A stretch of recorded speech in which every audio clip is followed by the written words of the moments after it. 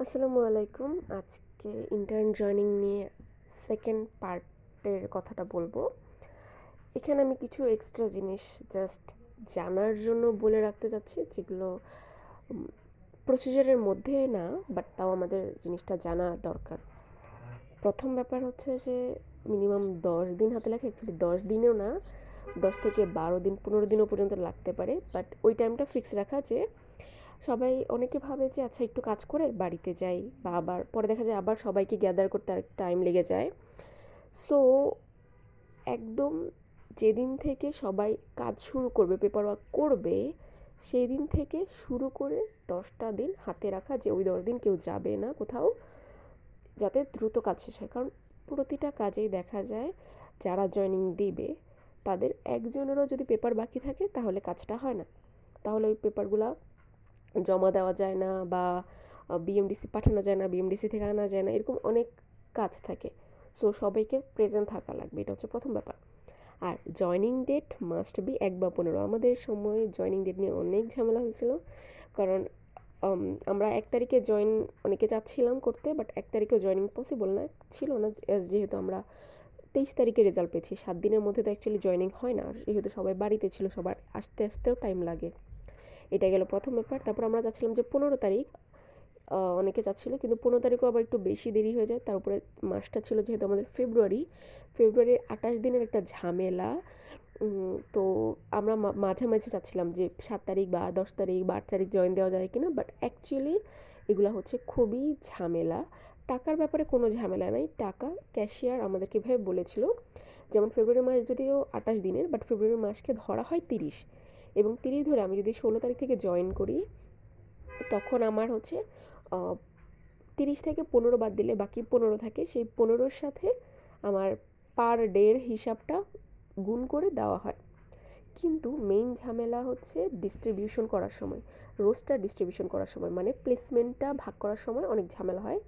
কারণ কিছু, আমাদের যে 9টা গ্রুপের যে প্লেসমেন্ট, এই 9টা গ্রুপের মধ্যেও আরও কিছু কিছু ভাগ আছে, যার মধ্যে কয়েকটা সাবজেক্ট আছে যেমন 1.5 মাসের, কয়েকটা সাবজেক্ট আছে 1 মাসের। এর মাঝে যেমন আমি যদি বলি সার্জারির মধ্যে যে সার্জারি 1 মাস, এর সাথে হচ্ছে ক্যাজুয়ালিটি বা ইমার্জেন্সি যেটা, সেটা আবার 15 দিন। সো এই যে 15 অনেক ঝামেলা আছে, সেটার জন্য যদি আমরা হচ্ছে 1 তারিখ বা 15 তারিখ, মানে ঠিক প্রথম দিন বা হচ্ছে এই মাঝের একটা দিন, 15, 16 বা 14 দিন, 14 তারিখ যদি আমরা না নিই, তাহলে এটা খুবই ডিস্ট্রিবিউশন করতেই ঝামেলা, কারণ ডিস্ট্রিবিউশনটা আলটিমেটলি নিজেদেরটা করে নিতে হয়। এই জন্য এটা করাটা তখন খুবই হ্যাসেল হয়ে যায়। এবং অবশ্যই জয়েনিং ডেট আমরা যেটাই রাখি তার 4 থেকে 5 দিন আগে কাজটা আমাদের শেষ করতে হবে, নাহলে হচ্ছে যে ইস্যু ডেট নিয়ে একটু ঝামেলা হয়। ইস্যু ডেটটা কি, আমি বলি, আমরা ফাইনাল কাজ করতে হয়। সবাই জানে হয়তো, আমাদের তো 2টা অফিস, একটা হচ্ছে কলেজের অফিস, একটা হচ্ছে হাসপাতালের অফিস, যেটা অ্যাডমিন অফিস বলে দোতলায়। তো এই দোতলার কাজটাই হচ্ছে আমাদের শেষ, ফিনিশিং কাজ এখান দিয়েই শেষ হয়। তো এইখানে থেকে লেটার যাইতে হয় ফাইনাল সব ডিপার্টমেন্টে, যে আমরা এতজন ইন্টার্ন অফিসিয়ালি জয়েন করতেছি। ওই লেটারের টাই প্রমাণ যে আমরা একজন ইন্টার্ন এবং আমরা জয়েন করতে পারবো। তো ওইখানেই ঝামেলাটা হয় একটু ইস্যু ডেট নিয়ে। তারা যদি দেরি করে এবং ওই ডেটের মধ্যে আমরা যে ডেট ফিক্স করেছি জয়েনিং ডেট হিসেবে, তারা যদি ওই লেটারে সেম ডেটটা না দেয়, তখন আমাদের ঝামেলা হবে। এবং বেতন বলি আর যাই বলি না কেন, সব কিছু নিয়েই তখন ঝামেলা হবে।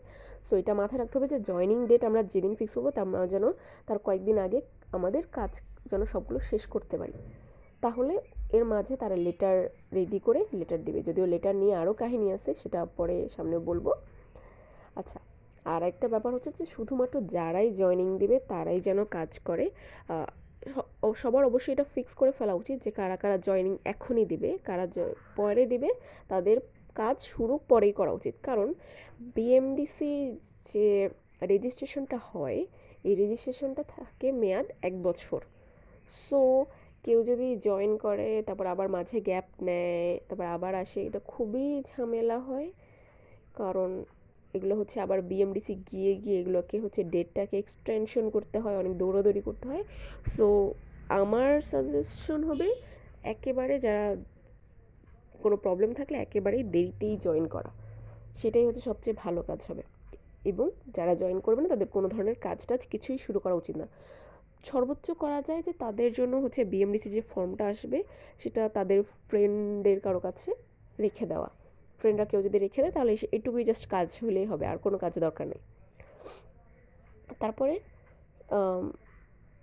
যেটা বলতে চাচ্ছিলাম যে কলেজ অফিস আর হাসপাতাল অফিসের কাজ তো আলাদা আলাদা, এটা টোটালি আমাদেরকে মাথায় রাখতে হবে, কারণ দুই অফিসেই দৌড়াদৌড়ি আছে, দুই অফিসেই কাজ আছে। কলেজ অফিসের কাজ হচ্ছে শেফালি আন্টি ওনার কাছে, আর অ্যাডমিন অফিসের কাজ হচ্ছে শরীফ ভাই নামে একজন আছে, যিনি ওখানে লেখাই থাকবে অ্যাডমিন অফিসে ঢুকলেই, অ্যাডমিন অফিসে ঢুকলে ওখানে হচ্ছে শরীফ ভাই, তার ওখানে লেখা থাকবে যে ডেন্টাল এরকম সামথিং কিছু, এখানে ফোন নাম্বারও আছে, এখান থেকেও নাম্বারও দেখতে পারো আর পারেন,